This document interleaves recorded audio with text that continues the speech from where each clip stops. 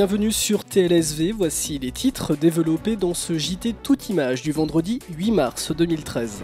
Beaucoup de jardiniers amateurs se sont déplacés la semaine passée à la vente de compost de la Vossette.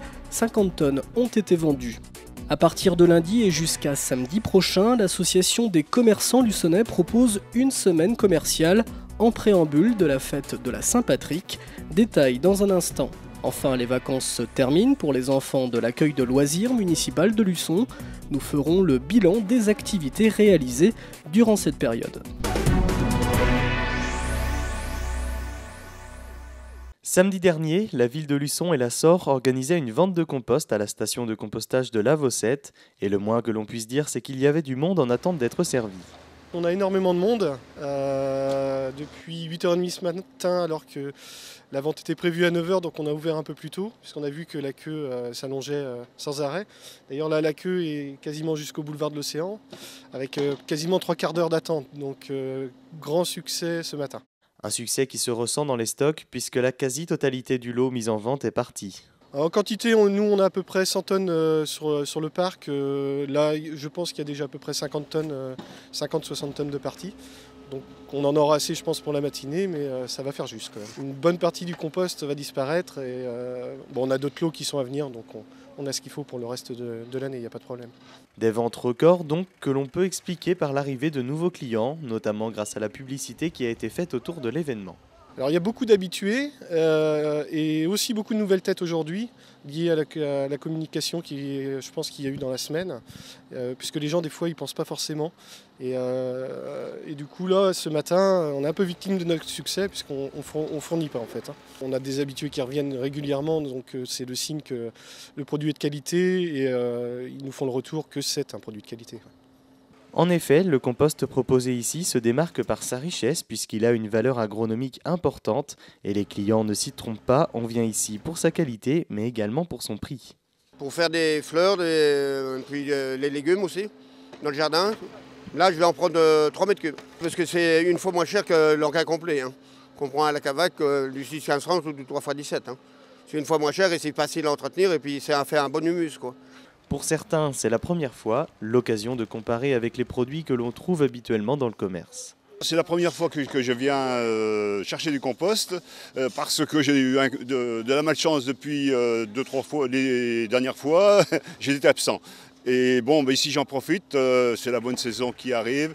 Il faut mettre ça pour les pommes de terre, tous les produits qu'on va mettre dans le jardin pour le printemps. Donc c'est le moment d'en profiter. Qualité-prix, je pense que oui. Parce qu'on compare dans les grands magasins, ne serait-ce que le fumier de cheval, des choses comme ça. On a le volume et puis bon, c'est très intéressant. On en prend 2 poubelles, 3 poubelles pour 2. Ça nous suffit pour un petit coin de jardin qui va faire 20 mètres carrés, donc ça suffit largement. Un bilan positif donc pour cette vente de compost, puisque plus de 80 personnes se sont déplacées. Et pour les acheteurs, il ne reste à présent plus qu'à jardiner.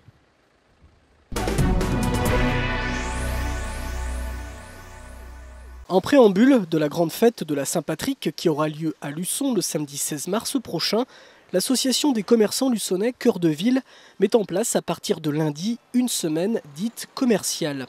Les commerces adhérents à l'association proposeront des réductions à leur clientèle, mais pas seulement. Nous avons prévu de faire un jeu vitrine à gagner où il y aura plusieurs lots donnés par les commerçants de l'association qui seront exposés dans la vitrine à côté du magasin Cache-Cache. Le but du jeu sera d'estimer au plus juste le prix de la vitrine et la personne qui aura le prix juste ou le plus juste, bien sûr, le plus près en dessous, comme dans le juste prix, remportera la vitrine. Un jeu sans obligation d'achat.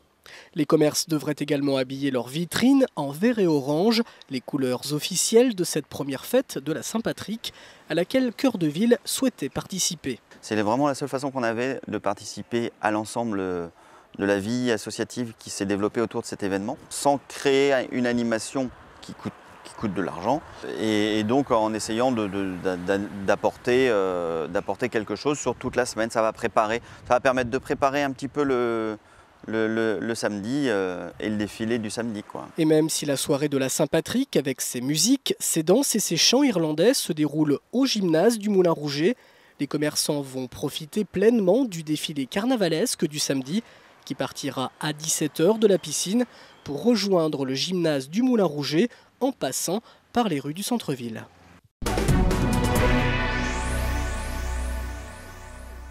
Durant ces vacances d'hiver, le centre de loisirs La Motte aux Dames de Luçon a multiplié les activités pour les enfants et comme chaque année, celles-ci se sont déclinées autour d'un thème central. Sur ces vacances d'hiver, nous sommes sur une thématique, la thématique de l'eau. Donc avec l'équipe d'animation, on est parti sur tout ce que peut représenter la mer, l'eau douce. Voilà, donc les animatrices sont parties sur des activités, on commence à préparer des activités et puis on laisse aussi la part aux enfants, à l'imagination des enfants. Les enfants ont donc créé différents déguisements et accessoires autour de ce thème et cela dans un seul but. Donc l'objectif final, c'est vraiment le carnaval vendredi 8. Donc si vous voulez, au fur et à mesure des journées d'animation, on laisse les enfants préparer leurs costumes qui est en rapport avec l'eau. On va avoir des petits marins, on va avoir en présentation, on va avoir des petits canotiers, des pêcheurs, voilà. Les enfants sont répartis en différents groupes d'âge. Les plus petits ont par exemple créé des déguisements de poissons, les 6 ans ont fabriqué des cannes à pêche et les plus âgés ont même reconstitué le Titanic. On fabrique des cannes à pêche avec des t-shirts de canne à pêche aussi et des bonnets de canne à pêche.